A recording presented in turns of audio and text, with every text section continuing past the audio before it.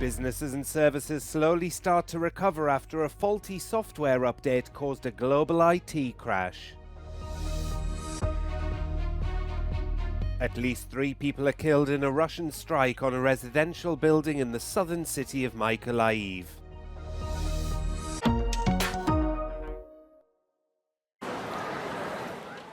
Businesses and services around the world have slowly started to recover after a massive IT outage affected computer systems from Thursday into Friday. Airlines, banks and hospitals were among the hardest hit after the cybersecurity firm CrowdStrike released a faulty software update, which caused computers operating Microsoft Windows to crash. The system crash caused chaos across Germany's healthcare sectors, with the main university hospitals in Kiel and Lübeck having to cancel all non-emergency operations.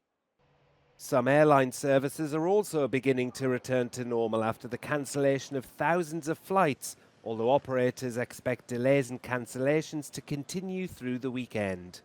Airports in Poland issued an appeal to passengers to verify the status of their flights and to arrive 3 hours before the scheduled departure time.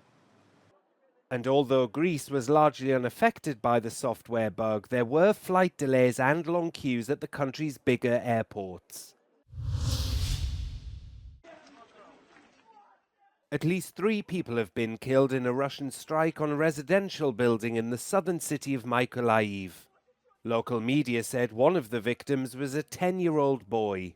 Ukraine's state emergency service said that 15 people were injured in the strike, with 8 hospitalized. Meanwhile, US Republican presidential nominee Donald Trump said in a post on Truth Social that he'd had a very good call with Volodymyr Zelensky and promised to end the war with Russia. On X, Zelensky said he thanked Trump for America's support to strengthen our ability to resist Russian terror. Secretary of State Antony Blinken said more than 20 countries have pledged to maintain military and financial aid even if the US were to withdraw its support under a different president. Blinken, for the first time, directly addressed the possibility that former President Donald Trump could win the November election and roll back commitments made to Kyiv.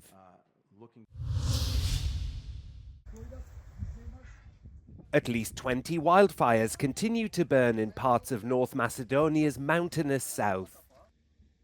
A state of emergency was declared on Sunday as firefighters have been battling the blazes for 10 days. Crews from neighboring Serbia as well as Croatia and Slovenia have been sent to help. The World Bank warned last week that Western Balkan economies need to invest at least 33 billion euros over the next decade to protect against the effects of climate change. Four boats carrying more than 300 migrants have docked at the Spanish island of Gran Canaria in less than 24 hours. One of the vessels, a wooden boat carrying 64 people, arrived at the island unassisted. Another of the boats was escorted to port by the Maritime Safety and Rescue Society after being spotted around 15 kilometers southeast of the archipelago. That boat was carrying 145 people, all of sub-Saharan African origin. Spain's Interior Ministry said that the number of migrants arriving by sea to the Canary Islands jumped by 160% between January and July compared to the same period last year. The route from Africa to the Canary Islands, which are located off Morocco's southern coast, is the fastest growing migration route to Europe.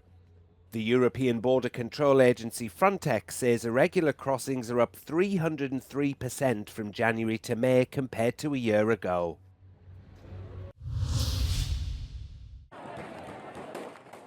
Three people have been killed and more than 20 injured after gunmen opened fire on a peace rally in northern Pakistan.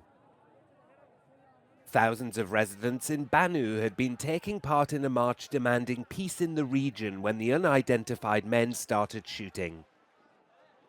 It's not known who was behind the attack. Pakistan has witnessed a surge in violence since the Taliban seized power in Afghanistan in 2021.